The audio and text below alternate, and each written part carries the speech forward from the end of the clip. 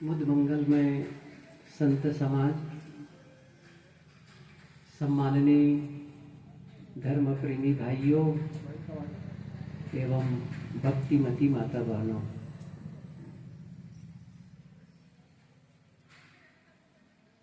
विगत 2 दिनों से बहुत सारी बातें हुई हैं। जीवन के संबंध में मैंने बहुत कुछ कहा है। कल मैंने कहा था कि जीवन को बर्बाद होने से बचाओ और यह काम खुद पर निर्भर करता है कि हमेशा एक सूत्र याद रखना, मेरा जीवन मेरे हाथ।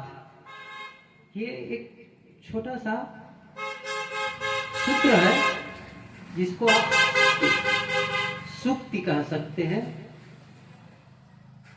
मेरा जीवन मेरे हाथ। मनुष्य स्वतंत्र है, जीवन का निर्माता है। और मैं कितनी बार कह चुका हूं ये बात कि जैसे कुम्हार होता है ना, कहीं कहीं कुम्हार को प्रजापति कहते हैं। कुम्हार जैसे मिट्टी के बर्तन बनाता है, मूर्तिकार पत्थर जो शिल्पकार होता है पत्थर में क्या करता है, मूर्ति गढ़ता है। स्वर्ण होता है सोना, सुनार क्या करता है, उसमें आभूषण बनाता है। बढ़ई क्या करता है, लकड़ी से फर्नीचर बनाता है। एक बेडौल लकड़ी है, लेकिन जो कारपेंटर है, बढ़ई है, उसके हाथ में लगते ही लकड़ी की आकृति इतनी सुंदर हो जाती है, देखने में आकर्षक और कीमत भी बढ़ जाती है। ऐसे ही पत्थर, अनगढ़ पत्थर एक सुंदर मूर्ति के रूप में वह बना देते हैं। अब उस मूर्ति की कीमत बढ़ गई, पत्थर ही है ऑलरेडी, वो उसकी कीमत बढ़ गई और इतनी कीमत बढ़ गई कि उसकी लोग पूजा करने लगते हैं। उस पत्थर की है तो पत्थर, अभी पत्थर ही तो उस पर पैर रखकर चल ही रहे थे, लेकिन आकृति दे दी गई, थोड़ा सा उसको तराश दिया गया, पत्थर को तराशा गया तो उसकी सुंदरता बढ़ गई, उसकी कीमत बढ़ गई। मैंने कई उदाहरण दिए। ऐसे ही जीवन के बारे में भी है। आप अपने जीवन को तराशें, अपने जीवन को संवारें, ये काम कोई दूसरा नहीं करेगा। हमेशा ध्यान रखिए इस चीज को। जिस दिन ये बात समझ में आ जाए कि मुझे ठीक करने के लिए, मेरे जीवन को सुधारने संवारने के लिए कोई दूसरा आने वाला नहीं है, ये मान करके चलो। जैसे घर वाले हैं, घर वाले आपको सहयोग करते हैं, वो बात सही, उसमें कोई दो राय नहीं है। ठीक है, आपके खाने पीने की व्यवस्था, कपड़े की व्यवस्था, रहने बसने की व्यवस्था, आपका सपोर्टिंग सिस्टम तो है। ठीक है, उनका सपोर्ट मिल रहा है सब प्रकार से। आप स्वास्थ्य खराब हुआ तो चलो आपको अस्पताल भी ले जाएंगे और कोई बात होगी, लेकिन आप यदि अंदर से विकृत हो रहे हैं, कल मैंने थोड़ा विस्तार से कहा था कि कैसे वाणी और कर्म बदलने के पहले आपको अपने वैचारिक परिवर्तन कैसे करना चाहिए। कल शाम के सत्र में मैंने इसको थोड़ा विस्तार से भी कहा था कि जब तक आप अपने विचारों पर ध्यान नहीं दोगे, आंतरिक बदलाव, देखो बाहर का बदलाव तो बड़ा सरल भी है, आंतरिक बदलाव। और मैंने ये भी कहा था कि किसी मूर्ति के सामने जाकर के पूजा कर लेना, फूल अर्पित कर देना, दान दक्षिणा कर देना, किसी नदी में जाके स्नान कर लेना, बड़ा सरल है, बड़ा सरल है। लेकिन कोई जब हमें कटु बोले तो कटुता में उत्तर न देना। सामने वाला कटु बोला, इसके बावजूद मैंने कटु में उत्तर नहीं दिया, कटुता में उत्तर नहीं दिया, ये कठिन काम है, ये कठिन है और ये लोग करना नहीं चाहते हैं। पूजा कर लेते हैं और ये मानते हैं हमने धर्म का काम कर लिया, लेकिन ये जब करोगे ना कि किसी ने आपके साथ धोखा किया, छल किया, इसके बावजूद आपने उसके साथ में धोखा और छल वाला काम नहीं किया। किसी ने गाली दी और आपने गाली नहीं दी। जीवन यहीं से बनना शुरू होता है। और इसी को कहते हैं तप। तप का मतलब क्या है? इसका मतलब ये भी हो सकता है कि बाहर से आप नहीं बोल रहे हैं और अंदर से वो चीज आ रही है। अंदर अंदर क्या है, उनके प्रति कहते हैं ना, लानत बरामद भेज रहे हैं। ये प्रारंभिक अवस्था में ऐसा होगा कि बाहर से तो नहीं बोले, चलो ठीक है, मन मशोष के रह गए, कहते ना, मन मशोष के रह गए, लेकिन अंदर से अंदर अंदर में उनके प्रति बहुत कुछ निकल रहा है। सफलता नहीं है अभी भी, फिर भी मैं कह रहा हूं, बाहर वाला तो ठीक है, कम से कम वो तो रुक गया है।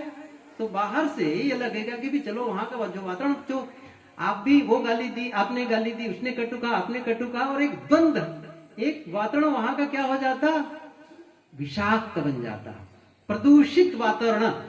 चाहे एक कमरा हो, मकान हो, जब पति पत्नी ही हो और आपस में एक दूसरे के प्रति वार करते हैं, शब्दों का प्रहार होता है, जैसे तीर का, जैसे होते ना कभी महाभारत और रामायण के सीरियल में देखे, उधर से तीर चला रहे हैं, उधर से तीर चला रहे हैं, तो तीर तो दिखाई देता है, ऐसे ही शब्द के बौछार होते हैं, वो वहां से प्रहार कर रहा है शब्दों का, ऐसा शब्दों को जिसे उनको चुभ जाए, पिंचिंग कर रहा है, जिसे उधर से बोल रहे हैं वैसे करे चुभ जाए। अर्थात उनकी गलतियों को इस ढंग से प्रस्तुत किया जा रहा है, करते भी हैं, इस ढंग से प्रस्तुत किया जा रहा है कि उनको तकलीफ हो, इस इंटेंशन के साथ में। समस्या क्या है? अच्छा, हमारा इंटेंशन ही ऐसा होता है कि उनको तकलीफ मिले। अब सोचिए कितनी बड़ी बात हो गई है। मतलब आपके मन में क्या भाव जग गया, सामने वाले को दुख मिले। अब इसके पहले आपकी भावना कैसी हो गई है, कितनी विकृत हुई होगी, तभी आप ऐसा कर सकते हैं। क्या आप जिस समय खुश रहते हैं, आनंद में रहते हैं, प्रेम में रहते हैं, तो क्या कभी आपके मन में ऐसा होगा उनको तकलीफ मिले? अब मैं फिर से पूछ रहा हूं, जिस आदमी से आप प्रेम करते हैं, क्या उनके बारे में ऐसा सोच सकते हैं कि उनको तकलीफ मिले? तकलीफ मिले ऐसा सोचने के पहले आपके भीतर कितनी तकलीफ बनी होगी, कितनी विकृति आई होगी। अब मैं वही कहा था, कल भी कहा था, आप उस पर क्यों ध्यान नहीं दे रहे हैं जो अंदर में उभर रहा है, अभी अंदर से निकल रहा है। खैर, ये विषय तो बहुत सारी मैंने कल कही थी, इसको विस्तार करने की जरूरत नहीं है। और मैं फिर से कह रहा हूं, क्या कि यह काम जो नहीं करेगा वह धार्मिक नहीं हो सकता। समझ लीजिए, धर्म के बहुत सारे कर्म कांड हम लोग कर लेते हैं, दिखा देते हैं, तमाम पूजा पाठ कर लेंगे, तीर्थों में घूम आएंगे, अमुक मंदिर का दर्शन किया, अमुक मंदिर को दर्शन किया, अच्छी बात है, वो देश दुनिया देख लिए, लेकिन चित्त परिवर्तन हुआ, भीतर की कोमलता आई, वो कठोरता खत्म हुई कि नहीं हुई है? यदि वो धैर्य और सहनशीलता का विकास नहीं कर पाए हैं, तो फिर क्या है? वो केवल दिखावा है। ये ध्यान दो, ध्यान दो। वो क्या है? वो दूसरों के लिए अच्छा लग सकता है, कुछ समय के लिए आपका मनोरंजन हो सकता है, लेकिन वह धर्म नहीं हो सकता है। चित्त का परिवर्तन, इनर कन्वर्शन जिसे कहते हैं, आंतरिक परिवर्तन, ये सबसे बड़ी बात है। तो मैं ये कह रहा था, जब एक दूसरे में शब्दों का बौछार होता है, तो वहां का जो वातावरण होता है ना, विषाक्त हो जाता है। आप समझिए जरा से, कोई आदमी वहां गया तो कितना बोझिल महसूस करेगा। और मैं एक चीज और बता दूं आपको, क्या बताना चाहता हूं, कई बार जो माता पिता है ना घर में, पेरेंट्स, वो आपस में लड़ लेते हैं। बच्चों के ऊपर क्या प्रभाव पड़ता है उनको चिंता थोड़ी रहती है। कोई माता पिता, खास करके जिनके बच्चे छोटे हैं, अब बड़े हैं कुछ भी हो, समझ लो दोनों लड़ रहे हैं आपस में, पति पत्नी, अब उनको ये चिंता नहीं है कि हम दोनों की लड़ाई का प्रभाव बच्चों पर कितना गलत हो रहा है, उन्हें चिंता नहीं है। अच्छा, चिंता होती तो लड़ते क्यों? पहली बात तो यही है। तो कई बार मैं ये जब कहता हूं कि भाई कम से कम बच्चों के भले के लिए बच्चों के सामने दोनों लड़ाई तो मत करो। तो कुछ लोग क्या कहते हैं, अच्छा बच्चा ना हो तो लड़ाई कर लें। समझ रहे ना मानसिकता क्या है? बच्चे जब ना हो तो लड़ाई कर ले। तो मैंने क्या कहा कि बच्चे जब आएंगे ना तो उनको पता चल जाएगा आज लड़ाई हुई है।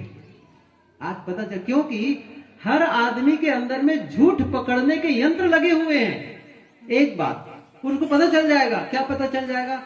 आपका जो बॉडी लैंग्वेज है ना, आपकी जो शरीर की भाषा है ना, वो क्या बताएगी आज कुछ गड़बड़ है। ये बच्चों को पता चल जाता है। ये आप समझ लीजिए एक बात। दूसरी बात क्या होगा, जहां पर इस प्रकार से लड़ाइयां हुई होती है ना, वहां वो खत्म भी हो गई है, लेकिन इसके बावजूद ये विश्वास नहीं जगेगा जो मैं कह रहा हूं, वहां की जो दीवारें हैं ना वो सौख लेती है। समझ रहे हैं ना मैं क्या कहना चाहता हूं? वहां के जो वायुमंडल वातावरण है ना, वो ऐसा विषैला हो जाए रहता है कि कोई दूसरा उस समय पहुंचेगा ना, वो महसूस करेगा यहां कुछ तो गड़बड़ है। अच्छा, मैं क्यों कह रहा हूं ऐसा? इसलिए कह रहा हूं, जब किसी संत के आश्रम में जाते हैं, किसी पवित्र स्थल में जाते हैं, समझ रहे हैं ना, जहां पर संत हो और साधना परायण हो, वहां संत होते हैं और साधना होती है, जहां पर कोई गलत काम नहीं होता है, सब लोग पवित्रता के लिए काम कर रहे होते हैं। वहां जब आते हैं ना लोग, कोई वार्ता नहीं करते, यहां करके बड़ी शांति मिली। समझ रहे हैं ना? इसका मतलब क्या हुआ, वहां जो एनवायरनमेंट है ना, सरकमस्टेंसेस पूरा वो ऐसा चेंज हो गया है। अच्छा, इसीलिए लोग तीर्थ में जाते हैं। कोई तपस्वी उस समय रहा होगा और जिसके तपस्या का प्रभाव है, और इसीलिए लोग जाते हैं, वहां जाएंगे, उस तीर्थ बन जाता है। जहां संत जाकर के तपस्या करते रहे, कोई एकांत स्थल में जाकर के तपस्या करते रहे, उसकी तपस्या का प्रभाव वहां महसूस करते हैं जाकर के। जब किसी संत के पास जाते हैं तो सचमुच एक लेवल तक के हैं, संत की ऊंचाई, वो अपनी साधना में एक ऊंचाई तक पहुंच चुके हैं। ऐसा लगता है कि एक बार उनके दर्शन हो जाए। आप महसूस किया ना, गुरुदेव जी भ्रमण करते इस क्षेत्र में, सदगुरु विलास साहिब जी या और भी संत, क्या होता था कि एक बार उनके पास चले जाए, नजदीक बैठने को मिल जाए, एक बार उनकी जो नजर है ना, उनकी आंखें मेरी ओर आ जाए, देख ले, उसी को कहते हैं कृपा दृष्टि। समझ रहे, उनकी एक दृष्टि आ जाए, भले वो ना बोले, बस उनके पास बैठने मात्र से लगेगा बड़ा सुकून मिला, शांति महसूस हुई। ऐसा आप महसूस करेंगे। तो जो अच्छे लोगों के साथ रहने मात्र से, संगति, इसलिए कहते संगति मात्र से, वो जो पुराने संत लोग, जब अभी भी संत लोग जो उदाहरण दिया करते हैं, आप जल के पास जाओ, जल के पास में शीतलता महसूस करोगे, आग के पास जाओगे गर्मी महसूस करोगे। कभी लोग, बहुत पुरानी पंक्ति है, याद करो, क्या है कि गंधी कुछ ना दे तो भी बास सुबास। कैसे पूरी पंक्ति शुरू हो रही? कबीर संगत साधु की ज्यों गंधी को बास, गंधी कुछ ना दे तो भी बास सुबास।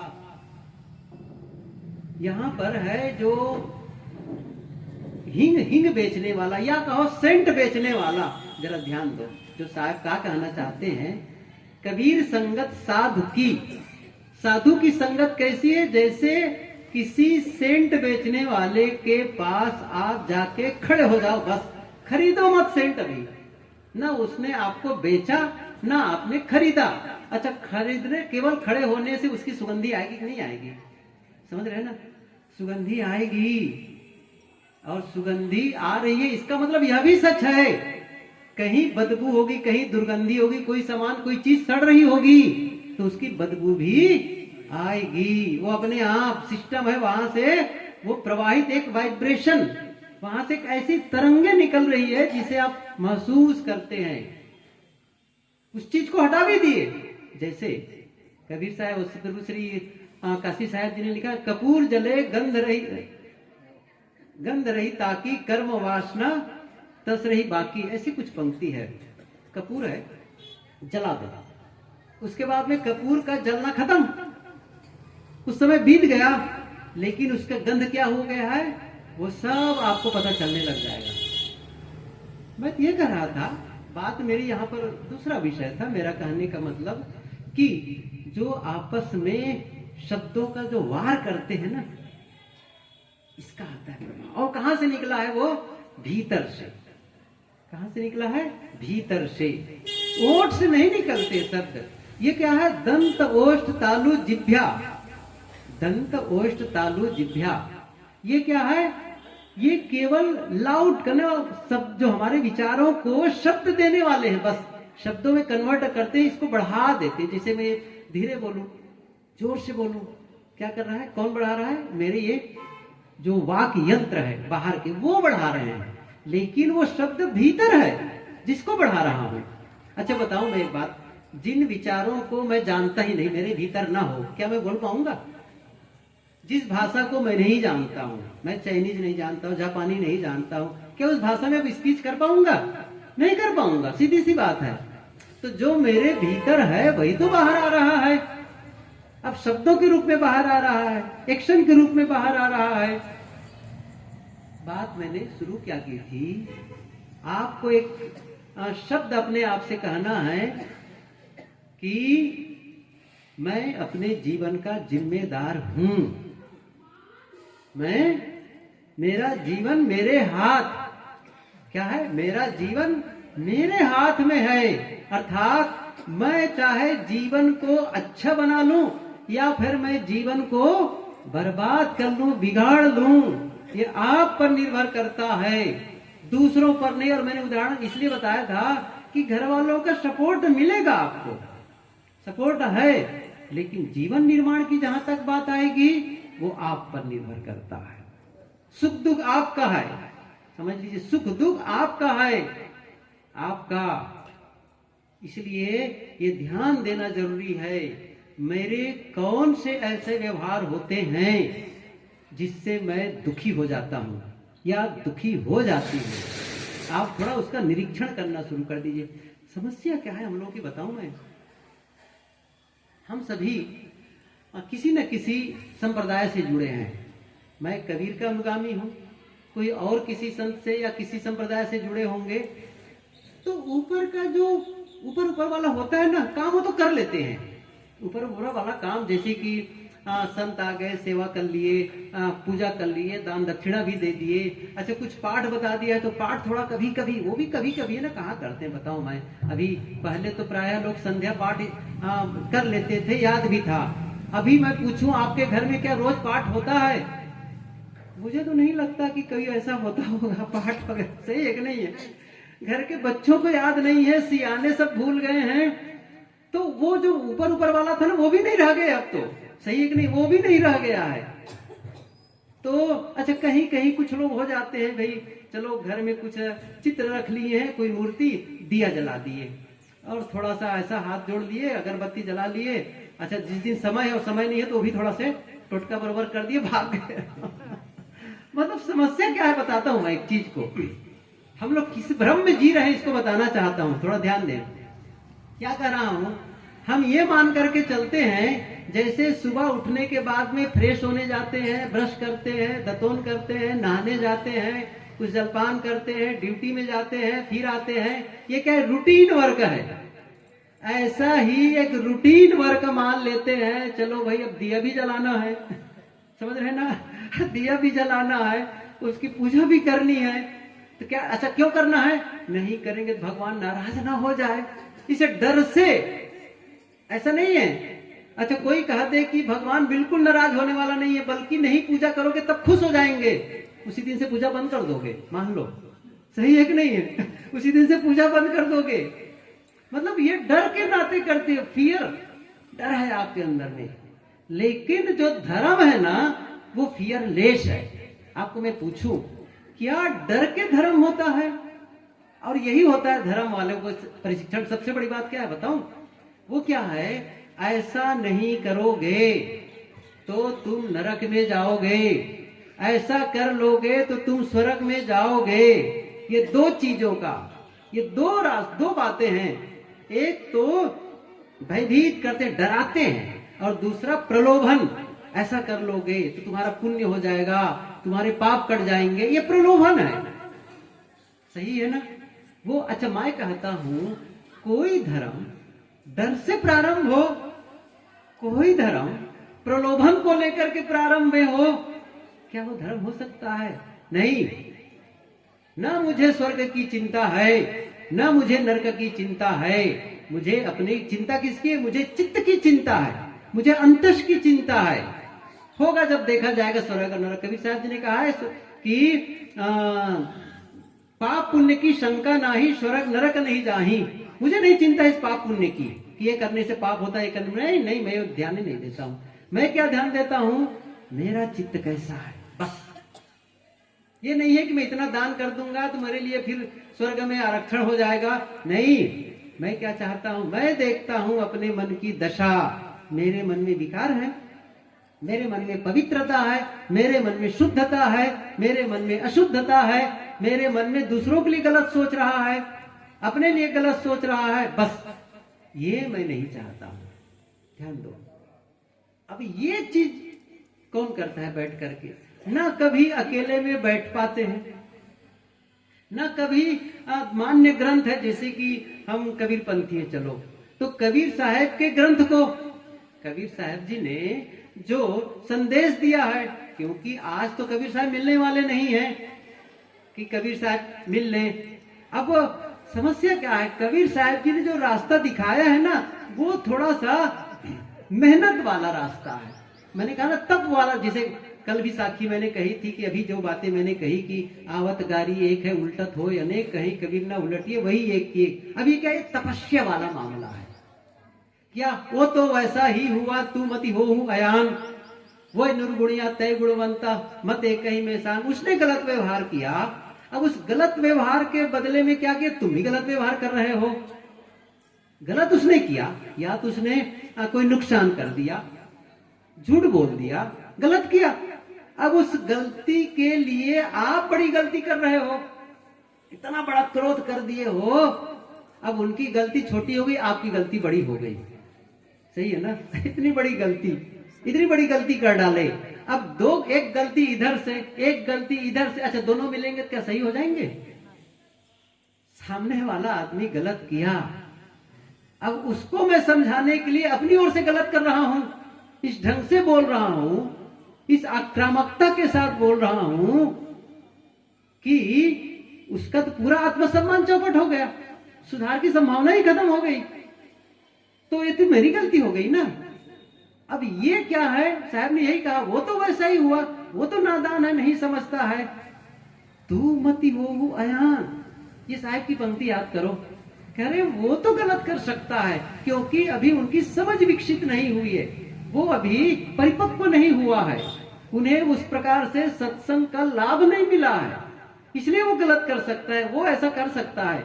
लेकिन मैं तो सत्संग का आधार पकड़ा हूं, मैं तो गुरुजनों का आधार पकड़ा हूं, मुझे तो बोध मिला हुआ है, मुझे वो गलती नहीं करनी। साहब कहते तू मति हो अयान, तू अलग मत बन जा।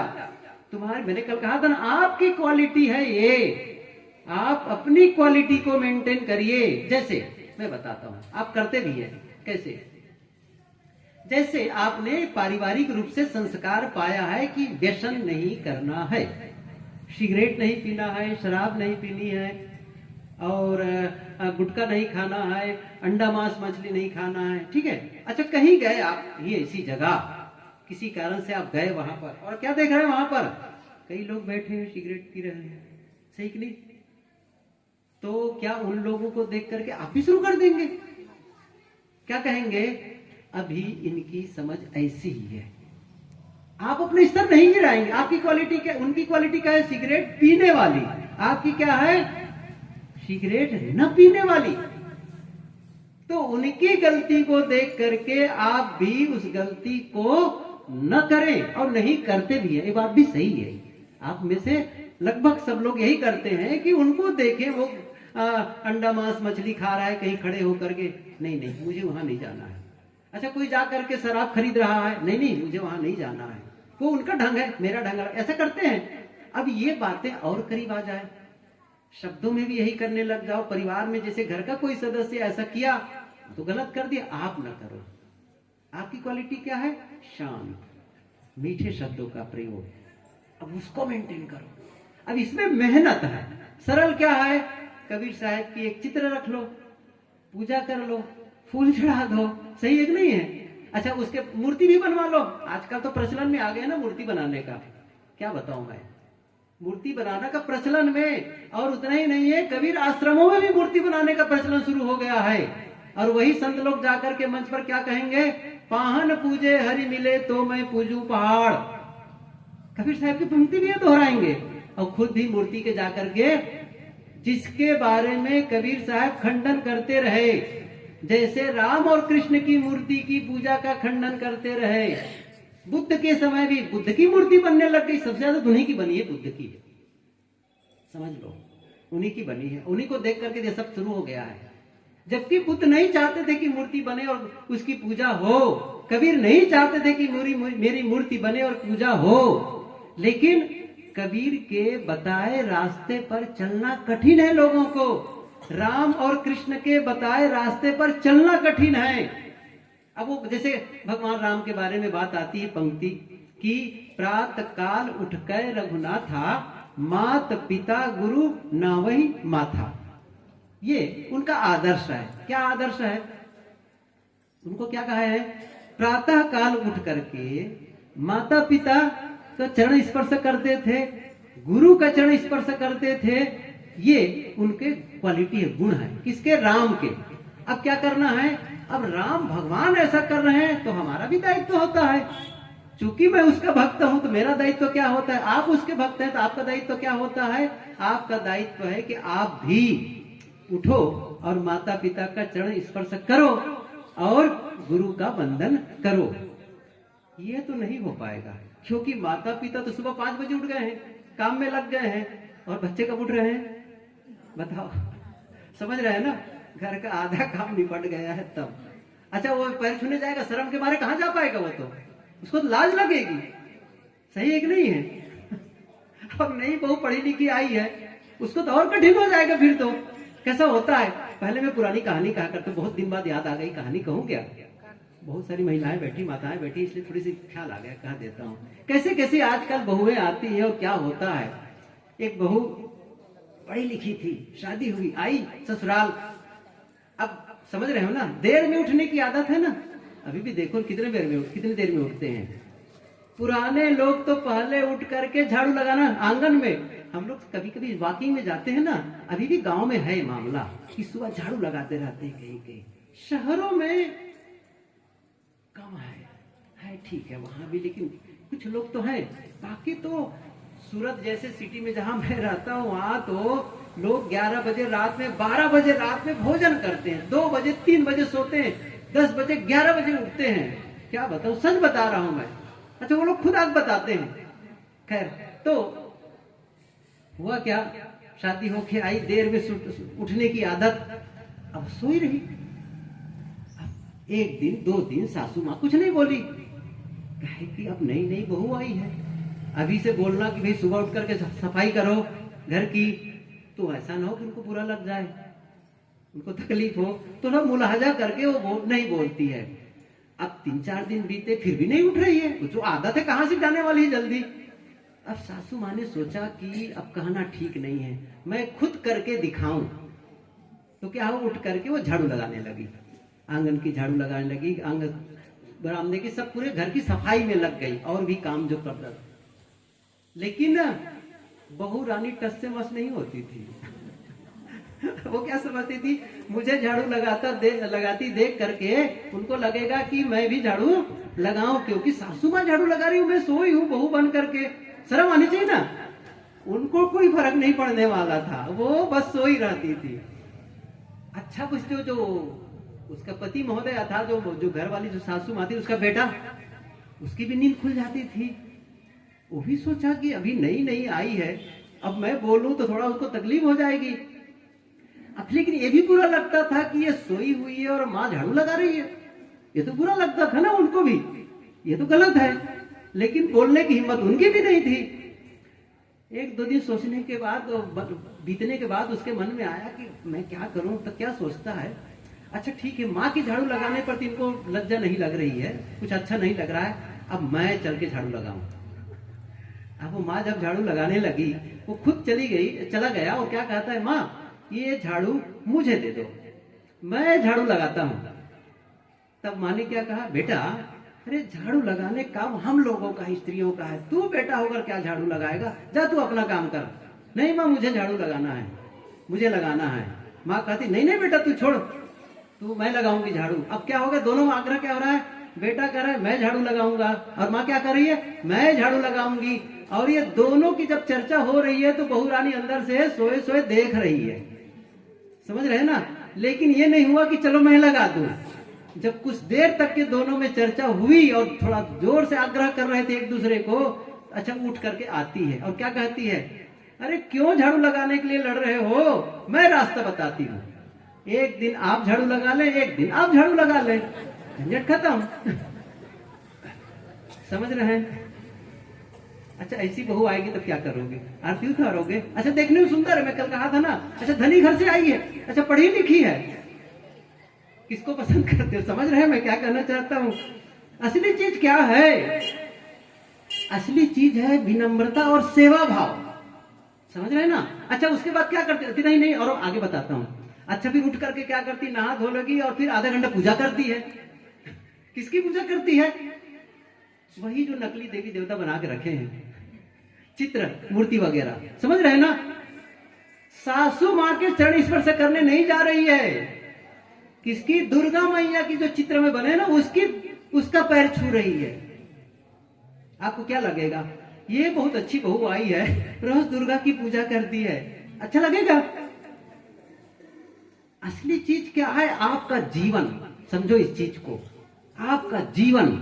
और आपका जीवन का मतलब आपके जीवन का एक्शन, अर्थात आपके द्वारा शब्द कैसे निकल रहे हैं, आपके द्वारा कार्य कैसे हो रहे हैं, आपके विचार कैसे होते हैं, आपकी भावना कैसी होती है, ये सब पूरा पैकेज है जीवन का मतलब। समझिए इस चीज को, जीवन का मतलब पूरा पैकेज होता है, केवल नहीं कि आपकी आकृति है, एक बाहरी पर्सनालिटी भर को मत कहिए कि आप कैसे कपड़े पहने हैं, भाई आपके पास पैसे कीमती कपड़े पहन लिए, बस इतनी सी बात है।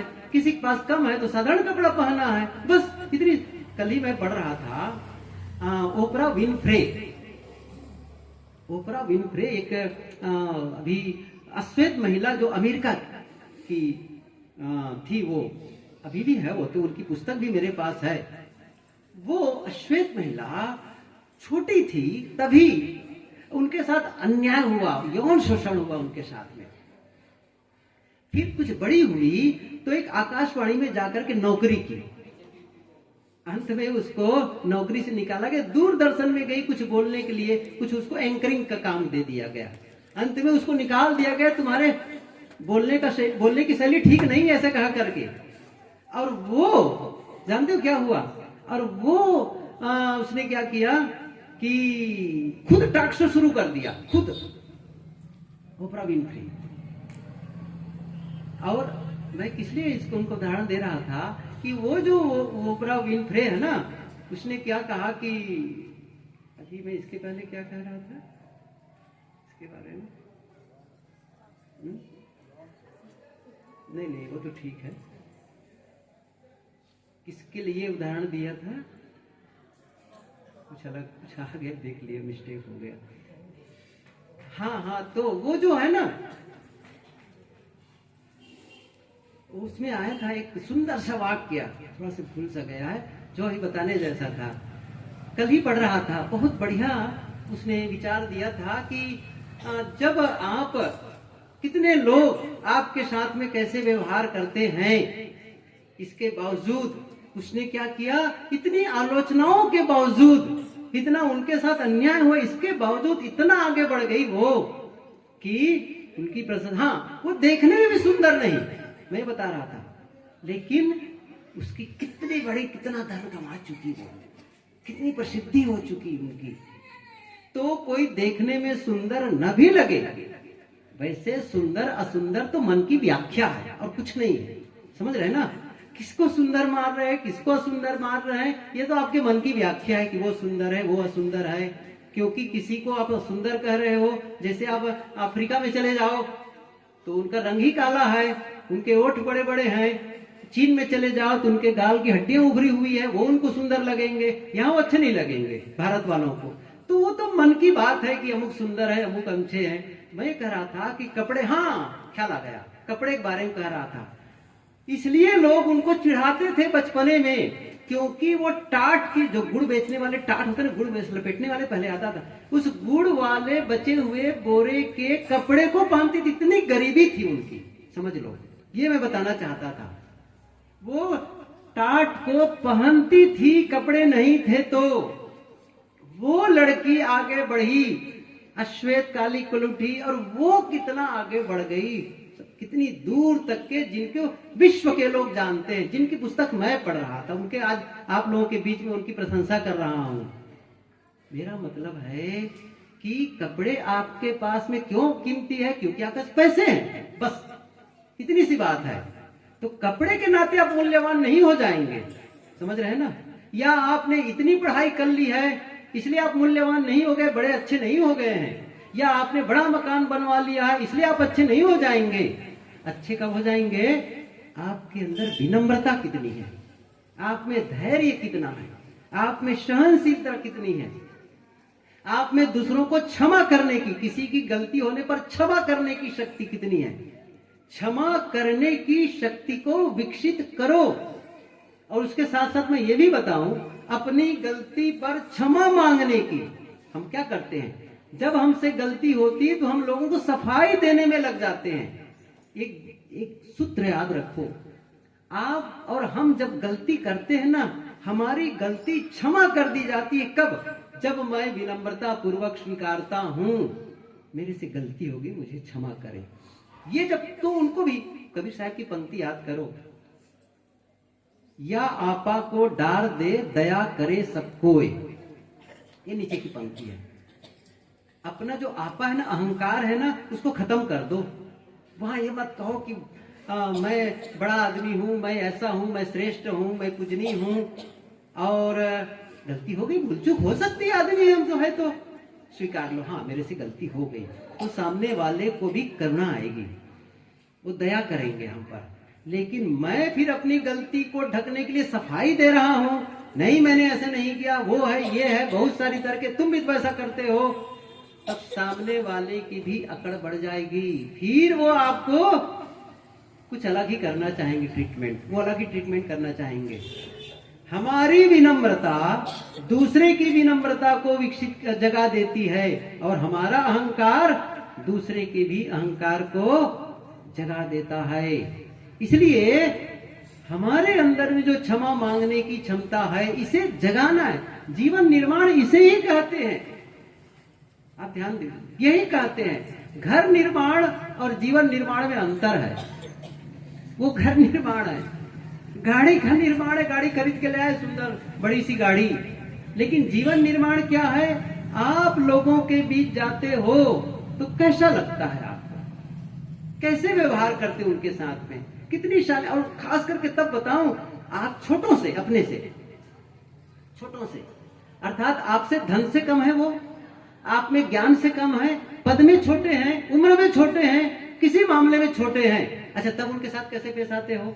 बस ये बहुत महत्वपूर्ण है, क्योंकि छोटों के साथ में हम बहुत अकड़बाजी दिखाने लगते हैं। ऐसा ना करें, ऐसा ना करें। मैंने फिर से कह रहा हूं, आपकी क्वालिटी है, आप अपनी विनम्रता को मेंटेन करके रखें, आप अपने क्षमा की शक्ति को मेंटेन करके रखें। आप में शालीनता है, आप में मिठास है बोलने की, कटु वाला नहीं है, कौवे की तरह नहीं है कि कर्कश बोलते हो, नहीं, मीठे शब्दों का। साहब की पंक्ति याद करो, याद भी है सबको, मैं क्या बताऊं उस चीज को। क्या साहब ने कहा है? वाणी ऐसी, बोलो आप लोग, बोलो, कुछ तो बोलो, भीतर जाए। वाणी ऐसी मन का आपा। आगे वाली पंक्ति बहुत महत्वपूर्ण है। देखो देखो, कहाँ है वो, कहाँ से निकल रहा है, समझ रहे ना? आप ही शीतल हो, औरन को शीतल करे। ये देखो, अब इस कसौटी पे कसना, इस कसौटी पे कसना, इसको फ्रेम बना लो, फ्रेम, समझ रहे ना। अब इस फ्रेम में अपने को फिट करना है, जैसे कुर्ता बना लेते हैं ना समझ रहे हैं ना। अब उसमें फिट करना है अपने को, क्या है मेरा, बस ये है मेरा फ्रेम। अब मुझे क्या ना, अपने को इसमें ढालना है, अर्थात मुझे ऐसे शब्दों का प्रयोग करना है जिससे मेरा अहम दिखाई न दे, लोगों को न लगे कि अहंकारी है, क्या लगे ये विनम्र है, आपका खोए, और मुझे खोना भी है उसको, वो खोना भी है। और क्या करना है, औरन को शीतल करे। अब ये छोटी सी बात में कितनी तपस्या है आपको, यह तपस्या लोग करना नहीं चाहते हैं।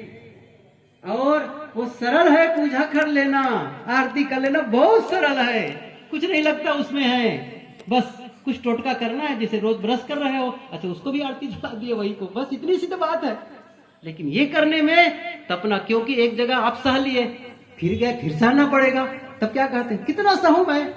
गुरुदेव जी कहते हैं जितना वो सहाय इतना पैशन रखना पड़ता है, इतना पैशन रखना पड़ता है, और तब जाकर के आपके अंदर में कुछ बदल जाता है। समझ लो क्या कर रहा हूं मैं, तब कुछ ऐसा होता है, भीतर ऐसी घटना घट जाती है, फिर आप वह इंसान नहीं रह जाते जो पहले थे। जब आपने ये तपस्या में तपा ना अपने आप को, तब वो इंसान पहले वाला नहीं रह गए, और लोगों को देखकर क्या लगे, अरे ये आदमी पहले कैसा होता था, कैसा इनका खान पान गलत होता था, जब बोलते थे तो कैसे जहर निकलता था, ये आदमी बदल गया। लोगों को क्या कहने को अवसर मिलना चाहिए, लोगों को आश्चर्य कराओ, ये आदमी बदल गया, वो पहले वाला नहीं रह गया, एक सेकंड वर्जन, न्यू वर्जन आ गया। मतलब आप फॉर्मेट कर दिए उसको, फॉर्मेट कर दिए, अपडेट कर दिए उसका, अपने ही जीवन का। ये कितनी बड़ी बात हो गई है, ये ट्रांसफॉर्मेशन, जीवन का रूपांतरण। एक जीवन क्या था, जब हम सत्संग से नहीं जुड़े थे, संतों से नहीं जुड़े थे, तब का जीवन। लेकिन जैसे ही सत्संग से जुड़े, जैसे हम कबीर वाणी से जुड़े, सदगुरु कबीर के विचारों से जुड़े, कैसे उलझा रहता था। अच्छा कितने लोग बताते भी हैं सच। एक भगत हो गए, वो अभी भी एक दिन फोन आया था, उधर था कि साहब आप नहीं मिले होते, अब आप मेरा कह देते हैं मेरा नाम भले ही, लेकिन और भी संत वहां है हमारे आश्रम में, तो औरों से मिलना होता है, लेकिन खास करके वो मेरे लिए कहने लग जाते थे, और मैं तो नहीं मानता हूं कि मेरे नाते ऐसा है, कहे शायद आज न मिले होते, शायद 2014 की बात होगी, तो शायद मैं इस धरती पर ना रहा होता, मैं मर गया होता। क्योंकि जिस प्रकार में भटक रहा था, अंधविश्वास में लोग भटका रहे थे, वहां मंदिर में चले जाओ, वहां चले जाओ, ये हो गया, क्योंकि मेरी स्थिति खराब थी, तो जहां जाता था उसमें चले जाओ। आधी रात को एक बार बताए, कहां राजस्थान के एक मंदिर भेजे, इतनी ठंड के मौसम, पति पत्नी गए थे, साहब वो बच गए, यही बड़ी बात है, लेकिन कोई फर्क नहीं पड़ता था। फिर किसी ने कह दिया चले जाओ कबीर आश्रम, सूरत में ऐसे बता दिए, आए तो फिर बाद बताते थे, मुझे लगता था कि ये लोग भी वैसे ही होंगे, अभी तक जो भटका रहे थे, अभी सफेद पहने कपड़ा और क्या है, फिर भी, लेकिन वो आते रहे आते रहे आते रहे, बंद नहीं किए। बाद में धीरे धीरे लगने लगा कि ये रास्ता ही गलत था, अब सही रास्ता अपनाया है। अब ऐसा लगता है वो खुद आदमी दूसरों को कर, अब घर वाले जैसे उनकी पत्नी है और भी है, वो लोग पूजा पाठ में चल रहे, क्या करूं साहब, मैं जानता हूं कि ये भटक रहे हैं, लेकिन मजबूरी है जाना, उनके साथ नहीं जाऊंगा, लड़ाई करती है, पूजा कर लेता हूं, लेकिन मुझे पता है सच क्या है, सच क्या है। तो पहले वाला वर्जन तो था ना एक वो, और ऐसे ही एक दिल्ली के भगत, वो कहते शायद जब गुरुजी नहीं मिले थे ना, उनके विचार नहीं सुना था ना, तो मेरा खाना गलत, पीना गलत, आचरण गलत, व्यवहार गलत, हर चीज गलत। जैसे ही मैंने सुना, और उसने क्या कहा, बड़ी बात बताता हूं, उनकी बात क्या बताऊं, उसने कहा फिर एक दिन जब सुन लिया तो मुझे अगले दिन उन दोषों को लाने की जरूरत नहीं पड़ी, कैरी फॉरवर्ड नहीं किया, स्टॉप। थोड़ा वीरता का काम उसने किया, सब कुछ खत्म कर दिया उस दिन के बाद में, मैंने सब कुछ, एक नया वर्जन। जैसे वो तितली बनती बटरफ्लाई, उसके प्रोसेस को पढ़े लिखे जानते हैं ना, कैसे होता है उसका, समझ रहे ना। इल्ली बनती है, फिर पिपा होता है, शंकी जिसे कहते हैं, और कैसे उसका एकदम से उड़ने वाला। पहले क्या होता है, वो डालियों पर चलने वाली कीड़े होते हैं, वो हर हर तितली। हम लोग तो पढ़े हैं, आप लोग भी पढ़े होंगे, यहाँ कई लोग पढ़े लिखे लोग बैठे हुए हैं, समझ रहे हैं ना। पहले क्या वो ऐसे चल रही है पैदल, फिर उसके बाद में बिल्कुल निस्तेज अवस्था में, और उसके बाद में जैसे उसको कोकून को तोड़ करके बाहर आती है, आसमान में उड़ने लग जाती। दोनों में कितना अंतर है बताओ। एक है जमीन पर रेंगने वाला कीड़ा, और दूसरा है आकाश में उड़ने वाला। आपको आकाश में उड़ने वाला बनना है ना, न्यू वर्जन लाना होगा, अपडेट करना, उस तरीका बताया मैं, समझ रहे हैं ना। फिर वो वाला छोड़ना पड़ेगा, वो झुंझलाहट छोड़नी पड़ेगी, सैनिक, वो बदले का भाव छोड़ना पड़ेगा, वो घृणा का भाव छोड़ना पड़ेगा, वो नफरत छोड़ना पड़ेगा, वो विनम्रता, क्षमा मांगने की शक्ति विकसित करनी पड़ेगी, प्रेम, आपस का प्रेम विकसित करनी पड़ेगी, इस चीज को मैत्री विकसित करनी पड़ेगी। ऐसा नहीं कि अकेले बैठे हो और दूसरे के बारे में सोच रहे हो, बस उनका ये हो जाए, ये नुकसान, वो कल मैंने कहा था ना, उनके घर उनकी नौकरी छूट जाए, उनका एक्सीडेंट हो जाए, उनका ये हो जाए, अंदर तो सोच रहे हो। अब ये आपको नहीं पता है कि आप अपने अंदर जहर बना रहे हो। इस सिस्टम को समझ ले, बस इतनी से मेरा निवेदन, मैं इतना ही संदेश देना चाहता हूं। इस सिस्टम को समझ ले, अंदर में जो आपके अंदर विकारों का विचार चल रहा है, विकार बन रहे हैं ना, वो आपके लिए जहर है, मानसिक जहर है। ये जहर आप बना करके न स्वस्थ रह सकते हैं, न प्रसन्न रह सकते हैं, यही कारण है। और फिर वो निकलेगा, जहर कहाँ जहर निकलता है तो झगड़े के रूप में, कटुता के रूप में, वो जहर ही है और कुछ नहीं है। सबके भीतर जहर है। गुरुदेव जी का सूत्र याद करो। महेश मुझे बताना, अच्छा हाँ, बस इस घड़ी के अनुसार कि आपकी घड़ी के अनुसार बताओ क्या है वो, आगे है बहुत 5-7 मिनट के। अच्छा ठीक है, उसके अनुसार संदेश आगे है, बहुत थोड़ा बोलना है मुझे। क्या कह रहा था, जहर, गुरुदेव जी का सूत्र, गुरुदेव जी का सूत्र याद कर लो आज, सदगुरु अभिलाष साहब जी की। क्या कहते हैं, अच्छा सुन रहे नहीं सुन रहे, पहले बताओ। सुना था पीछे वाले भी सुन रहे हो, सही है। सूत्र क्या है, गुरुदेव जी कहते थे, अपने जहर को मारो, अपने जहर को मारो, और दूसरों के उबले हुए जहर को सहो। क्यों, सबके अंदर जहर है, हर आदमी जहरीला है भाई, हर आदमी जहरीला है, अद्भुत है ये। और सांप और कुत्ते और बिच्छू के कांटे तो बच भी जाते हैं, वो पुरानी कहावत, बहुत पुरानी बात है ये।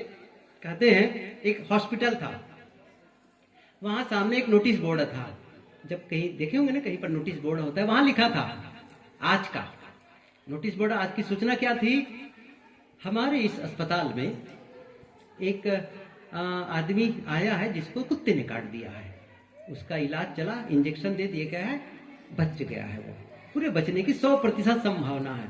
अच्छा, फिर दूसरी सूचना क्या लिखी हुई थी, एक आदमी, एक पेशेंट आया है जिसको बिच्छू ने डंक मार दिया है, उसको भी ट्रीटमेंट किया गया है और वो भी बच जाएगा, कोई दिक्कत नहीं है। तीसरा क्या लिखा था, सांप काट दिया है एक पेशेंट को, सांप काट दिया है, उसको भी सही ढंग से इलाज मिल गया, संजोग से समय से आ गया, उसके भी बचने की संभावना 90% है। कितना का, 90% बचने की संभावना है। और चौथा पॉइंट क्या लिखा था, चौथा पॉइंट में, एक आदमी को आदमी ने काट दिया है, बचने की संभावना, समझ गए ना कितना जहरीला है इंसान, इतना जहर लिए हुए है। कबीर साहब की पंक्ति है बीजक में, काला सर्प शरीर में खाइन सब जग झारी। भीतर क्या बेटा, सबके शरीर में काला सांप बैठा है, और एक काला सांप जहर का संकेत है, जहरीला काला सांप का मतलब जहरीला सांप का संकेत है। जब क्रोध उठता है जहरी तो है, काम का उद्दीपना होता है जहरी तो है, लोभ, किसी के धन को देख और चाहिए, लोभ है, तृष्णा है, ये सब जहर है भाई। या फिर नफरत, अबुक ने मुझे ऐसा कहा था, मैं उसका बदला लेके ही रहूंगा।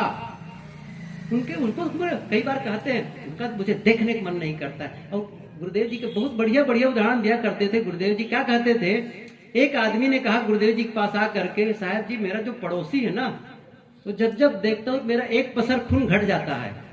क्या कहा, उसको देखते ही मेरा एक पसर खून घट जाता है। गुरुदेव जी ने कहा थोड़े दिन में तुम्हारा सारा खून खत्म हो जाएगा। सही है कि नहीं, क्योंकि रोज देखोगे और रोज एक पसर खून घटेगा तो क्या होगा।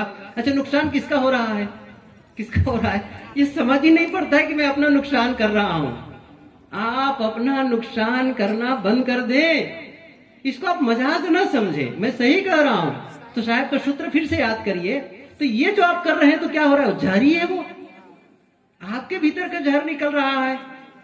तो साहब क्या कहते हैं, अपने जहर को मारो। दूसरी बात, अच्छा किसी का जहर निकला, उबल पड़ा, छलक पड़ा, भड़क गए किसी बात को लेकर के, भनभना गया, तो क्या करो, सहो। अच्छा, घर का वातावरण कैसे होगा, ऐसा होगा तो बताओ, होगा कि नहीं होगा, शांति मिलेगी कि नहीं मिलेगी। अब जा रहे हो शांति ढूंढने के लिए मंदिर में, सही है ना, कहाँ जा रहे हो, तीर्थ घूमने जा रहे हैं। मेरा मन शांत है, जाता हूँ तीर्थ, जाओ देखाओ, करके आओगे वहां से। कल बताया था ना, अमृत स्नान गए थे, स्नान में कहा, कुंभ मेला में, हम लोग तो वहीं थे कुंभ मेला में, प्रांगण में, उसी गंगा उन्नत प्रांगण में बैठे हुए थे। तब क्या हुआ था, जो अमृत स्नान करने गए थे, कितने लोग मृत हो गए वहां, सब सुने होगे, टीवी में देखे होगे।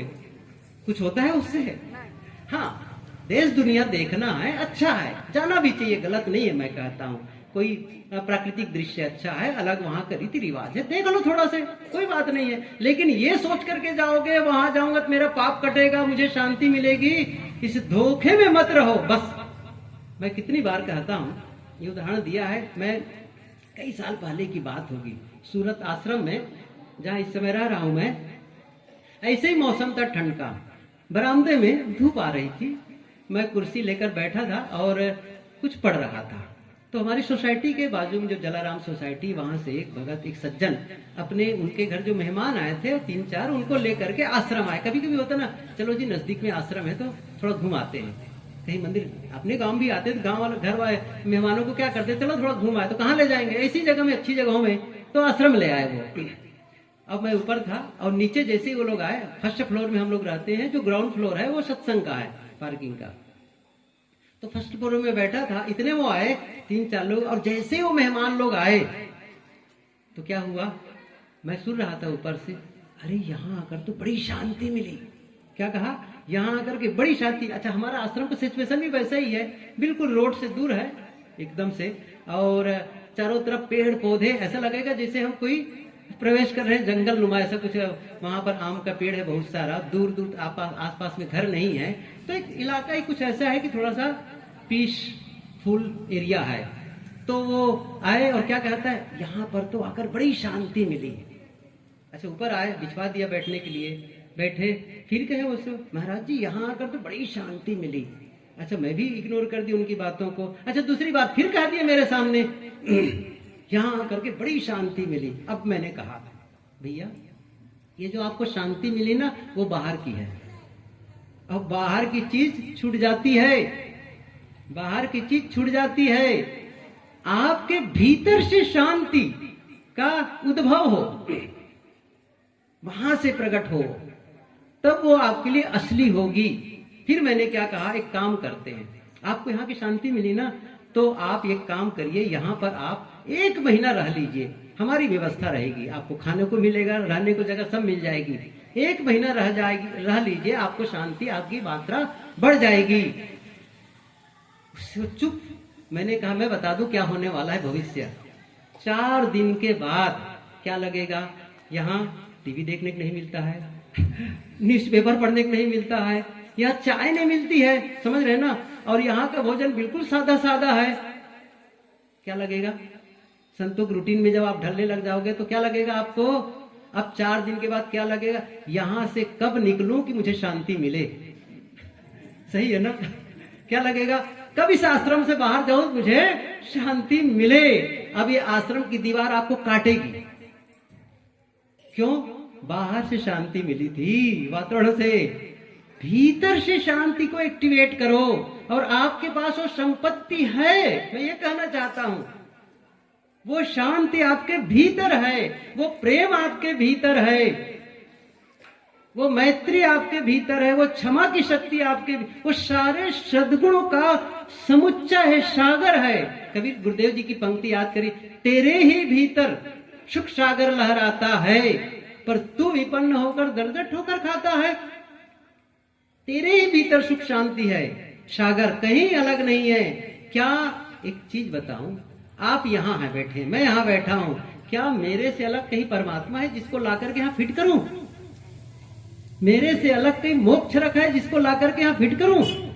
मेरे से अलग कहीं शांति है, सुख है जिसको लाकर के फिट करूं? कोई भी चीज फिट कर लो, वो स्थायी हो ही नहीं सकता, नहीं हो सकती है। वो अलग होके रहेगी, नहीं, वो अलग नहीं है। मेरा सत्य मेरा है, मेरे पास है, लेकिन उसमें आवरण, ऊपर से आवरण आ गया है, बस इतनी सी बात है। घूंघट का पट खोल, वो आवरण है, घूंघट का पर्दा हटाना है, इतनी सी बात है। इसलिए उसे जैसे हटाते हैं, हमारा अज्ञान, हमारी नासमझी, अब गुरुदेव जी की भाषा में हमारी बेवकूफी क्या थोड़ा कठोर है, लेकिन कभी कभी वो थोड़ा प्रहार की जरूरत पड़ती है, प्रहार की। सही है ना, कहावत है ना, न 100 चोट सोनारे की, न 1 चोट लोहारे की। माँ से भी सुना था बहुत पहले ही अभी भी चलती हो। न 100 चोट सोनारी, सोनार कोई टुक टुक टुक टुक करेगा, लोहार आएगा एक घन मारेगा, सब आपकी भाषा को छीनी भी हो जाएगी। सही है ना? ऐसे ही जिस दिन कोई कह रहा ये बेवकूफी है, गुरुदेव जी क्या कहते थे, जो छूटने वाली चीजों के से मोह करता है वो वज्र मूढ़ है। छूटने वाली चीजों के प्रति जो मोह करता है वो वज्र मूढ़ है। हम सब भी लगभग मूढ़ ही हैं, कोई बड़ी बात नहीं है। भले हम साधु का कपड़ा पहने हो, भले आप भगत के वेश लिए हो, मूढ़ हैं। भजन क्या है? मूढ़ता को खत्म करना, बस। जो जितनी अपनी मूढ़ता को खत्म कर, और जैसे दूसरे शब्दों में कहूं, जो जितना अपने जहर को मारे और जितना दूसरों के जहर को सहे, उतना ही वो अप कर रहा है, अपने को अप करता है, बस अप कर रहा है। और नहीं हो रहा है, यदि आप अप करने के लिए काम नहीं कर रहे हैं, ये बहुत ही महत्वपूर्ण है ये बात जो कहने जा रहा हूं, 1 मिनट में आप सुनिए इस चीज को। यदि आप और हम, मैं भी उसमें शामिल हूं, यदि आप जीवन को उत्थान करने का काम नहीं कर रहे हैं, हम सभी जीवन को अपग्रेड करने का, अपडेट मतलब उधर थोड़ा ऊपर उठाने का, क्वालिटी, इसकी क्वालिटी को बढ़ाने का। क्वालिटी जब मैं कहता हूं, अभी जहां एक बच्चे आए थे उनको मैंने कहा, राजस्थान में था तो मैंने एक उदाहरण दिया, देखो मेरे पास एक मोबाइल है, या किसी भी कंपनी वाले जब इसकी क्वालिटी बढ़ा देते हैं ना, किसी वस्तु की क्वालिटी बढ़ा देते हैं तो उसकी मांग बढ़ जाती है, मांग बढ़ जाती है। ऐसे ही जिस दिन आप अपनी क्वालिटी बढ़ा देंगे, आपकी मांग बढ़ जाएगी। आप अपनी क्वालिटी बढ़ाइए, क्वालिटी मतलब गुणवत्ता, गुणवत्ता, गुण। और मैंने फिर से कहा उनको, क्रोध आपकी क्वालिटी नहीं है, सही है ना? क्रोध आपकी क्वालिटी नहीं है, नफरत आपकी क्वालिटी नहीं है, बदले का भाव क्वालिटी नहीं है। क्वालिटी क्या है? विनम्रता। अहंकार क्वालिटी नहीं है, धोखाधड़ी क्वालिटी नहीं है। ये क्वालिटी है, लेकिन क्या है? बेड क्वालिटी है तो क्वालिटी वो भी सही कह रहे हैं क्वालिटी है, लेकिन वो क्वालिटी हम पसंद नहीं करते हैं, समझ रहे हैं ना? वो क्वालिटी पसंद नहीं करते हम। जैसे कि ख्याल करिए, एक आदमी आया और ऐसा देखकर लगा जैसे 6 महीना से नहाया ही नहीं है, और कपड़ा तो शायद उतारता ही नहीं है, और उसको देख के भी लगता है, जो बाहर भी जाता है ना, डोल बंदा, शौच मैदान, तो शायद तो पानी लेके भी नहीं जाता, ऐसा लक्षण दिख रहा है। सही एक नहीं है? अच्छा, एक क्वालिटी उनकी, और दूसरा आ रहा है साफ सुथरे कपड़े, साफ बिल्कुल, और शब्द भी बढ़िया। अच्छा, क्वालिटी उनकी भी है, क्वालिटी वो भी है, क्वालिटी वो भी है, लेकिन किस क्वालिटी को पसंद करेंगे? अच्छा, पहले वाले को कितने लोग पसंद करेंगे? समझ गए मेरा? मैं व्याख्या क्यों कर रहा हूं अलग अलग इसको ढंग से? दूसरे वाली को तो क्वालिटी चोरी करने भी एक क्वालिटी है उनकी, चोरी करने की क्वालिटी है, हिंसा करने की क्वालिटी है, अनाचार करने की क्वालिटी है, झूठ बोलने की क्वालिटी है, टाइम का मेंटेन नहीं करने का, मतलब गलत टाइम कभी जो बताया जाता है उस टाइम पंक्चुअलिटी नहीं है, सीधी सी बात है। समय उनके पास कभी भी समय दिया उस पर कामे नहीं करता है वो, मतलब ये जो क्वालिटी है ना, या कुछ भी खाता पीता है वो उनकी क्वालिटी है। वो क्वालिटी हमारे जीवन की नहीं होनी चाहिए। गुणवत्ता, जो देखने में भी अच्छा लगे, और खास बात है जो भीतर की पर्सनालिटी है ना, वो असली चीज है, जो आप भीतर से हैं ऑलरेडी, और किसी के नहीं देखने पर भी आप ऐसा महसूस करते हैं, अकेले में भी उसको महसूस करते हैं, मैं खुश हूं, मैं शांत हूं। अच्छा, कोई फोन भी करे, साहब कैसे हैं, बस क्या करे साहब, दिन कट रहा है। कई बार मैं कहता हूं, जब ऐसा कहते ना, साहब दिन कट रहा है, तो ये कहो अच्छा कट रहा है, अच्छे दिन कट रहे हैं। अरे बोलने में काहे की कंजूसी कर रहे हो। और जब मैं कहता हूं मुझे कैसा, साहब कैसे हैं आप, मैं कहता हूं बेटर एंड बेटर, मतलब बहुत फाइन, मस्त। देखो मैं एक बात बताऊं, आपका शब्द जो है ना आपको बनाता है, इसलिए साहब ने कहा शब्द संहारे बोलिए, शब्द के हाथ में पाओ। शब्द बनाता है, शब्द बिगाड़ता है, इसलिए कम से कम शब्दों को तो संभालो। शब्द संहारे बोलिए, शब्द के हाथ न पाओ। एक शब्द करे औषधि, एक शब्द करे घाव, अपने ऊपर घाव मत होने दो। क्या बताएं, बस जीवन, बस ये घर वाले सुनते ही नहीं है। तो उनका चेहरा फिजियोलॉजी ना, उनका पूरा बॉडी लैंग्वेज बता रहा है मां दुखी इंसान है। क्यों दुखी बने दिख रहा है, सब दूसरे प्रचार क्यों कर रहे, वो पूरा बोर्ड लगा के चल रहा है। क्या बोर्ड लगा के चल रहा है, मैं दुखी आत्मा हूं। जब आदमी हो बोर्ड बदल दो आज से, क्या कहना है, नहीं मैं प्रसन्न चित्त हूं, मैं खुश हूं, मैं अपनों से भी खुश हूं, अपनों से मैं आनंदित हूं। इस क्वालिटी को मेंटेन करना है। कौन करेगा बताओ, कौन करेगा आपकी क्वालिटी को मेंटेन, कौन करेगा। अच्छा नहीं बोल रहे, मैं समझ गया क्या कहना चाहती। गांव का सरपंच करेगा, बताओ। नरेंद्र मोदी करेंगे, समझ रहे हैं ना। कबीर साहब की पंक्ति याद करो, पूजा सामान लाओ।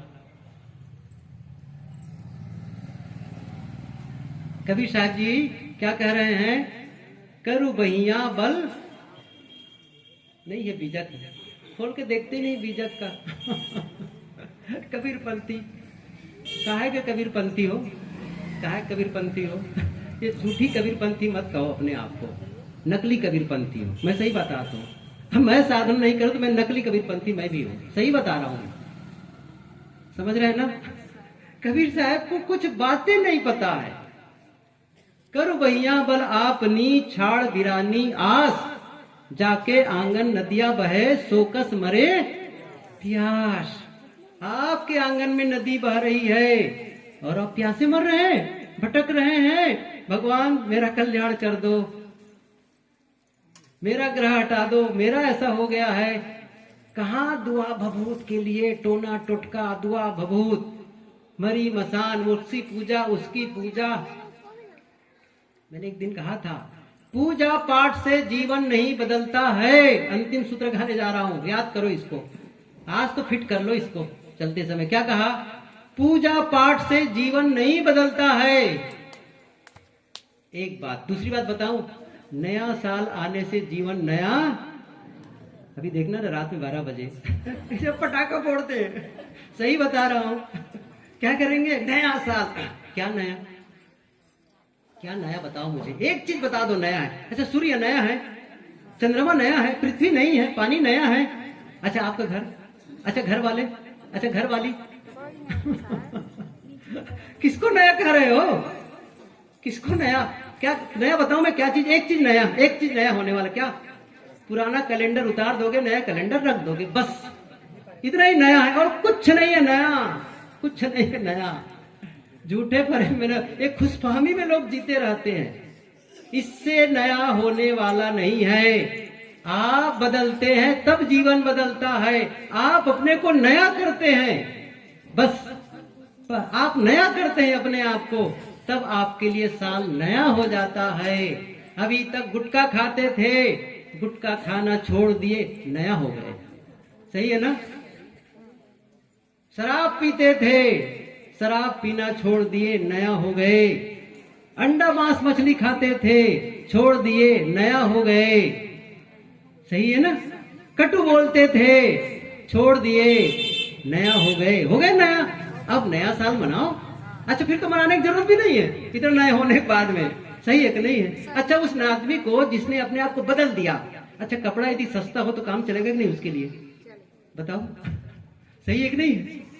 अब उसके लिए कोई फर्क नहीं पड़ने वाला है। अच्छा, उसको गहना नहीं मिलेगा तो लड़ाई करेगी वो, क्योंकि वो अंदर का गहना सद्गुणों का पहन लिया है। वो नहीं, मुझे नहीं चाहिए, रखो अपने पास में, ये से काम नहीं चलने वाला है, क्योंकि मैंने अपनी क्वालिटी को मेंटेन कर लिया है। मुझे नहीं दिखाना है कि मेरे पास गहने हैं। अब गहना क्या होता है आजकल? तो असली गहने को लाकर्स में रखे रहते हैं, नकली पहन के आते हैं। ऐसा भी है, मैंने सुना है। मैंने एक दिन कह दिया, देखने का सही कह रहे साहब, ऐसा ही होता है। मैंने कहा कमाल की बात है, तो नकली पहने रहो ना, उससे अच्छा कहा कि असली रखे उसको। अच्छा चलो, धन को बचाने के लिए धन उसमें कुछ जोड़ के रखे हुए, मेरा धन है कह करके, वो मेरा विषय भी नहीं है अभी कहने का। कुल मिलाकर के कुछ बातें थी जो मैंने कही। अच्छा, कुछ बातें कुछ कठोर रही होंगी ना? सही है ना? वो जरूरी था, क्योंकि कुछ कभी कभी ना वो मीठा गोली काम नहीं चलता है, कुछ कड़वी दवाई भी चाहिए ताकि बुखार उतर जाए। तो कुछ बातें मैंने कही, कुछ से थोड़ा प्रहार किया। और संत लोग नहीं करेंगे, वो ठकुर सुहाती बात करेंगे ना। सचिव वैद्य गुरु तीन ये प्री बोले भय आस, रास दे और धर्म का होए वेग ही नाश। मिठास नहीं, आप मुझे बुलाते हैं तो मैं मीठी मीठी बातें करके आपको खुश करूं कि मुझे दक्षिणा मिले। मुझे मत दो पूजा, एक पैसा मत दो, मैं सही कह रहा हूं, मैं पर्याप्त संपन्न हूं। लेकिन सुधार करो, बस अपना काम करो, अपना काम करो। तो फिर ये काम हम सबको करना है। आप सबको बहुत बहुत धन्यवाद। यदि शाम को हम सब बैठ सके तो अच्छा है, नहीं तो इस समय हमने बहुत सारी बातें कह दी। शाम को हम एक दूसरा विषय लेंगे और थोड़ा पारिवारिक रिश्तों को सुधार के लिए थोड़ा और डीप में जाएंगे कि कैसे हम अपने रिश्तों को और बढ़िया बना सके, कैसे पति पत्नी के रिश्ते, सास बहू के रिश्ते कैसे मधुर हों। ये थोड़ा गहराई में जाकर के समझेंगे यदि शाम को बैठने का अवसर मिला।